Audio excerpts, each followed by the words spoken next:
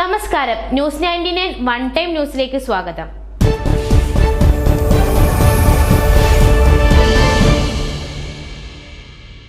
Tanur ഹാർബറിലുള്ള crescent ice പ്ലാന്റിൽ ammonium ചോർച്ച.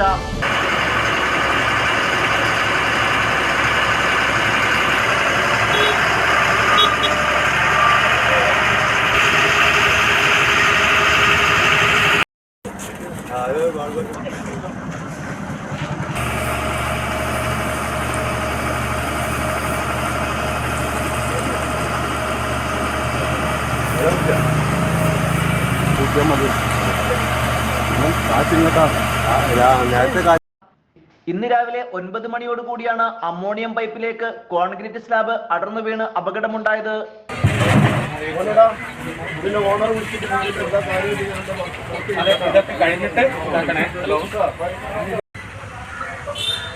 നമ്മൾ ക്ലോസ് ചെയ്ത ആ സാധനത്തിന് എന്താ പറയുക, അവിടെ ക്ലോസ് ചെയ്തു. ഇത്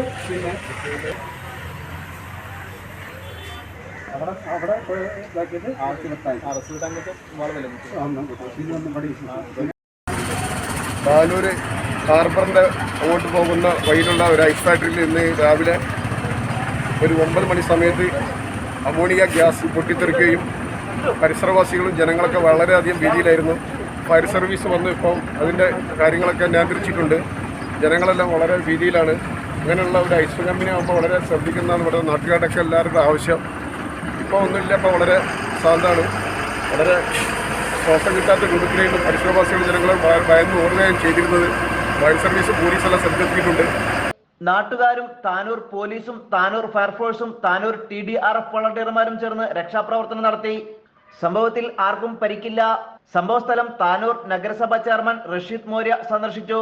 ന്യൂസ് 99 താനൂർ.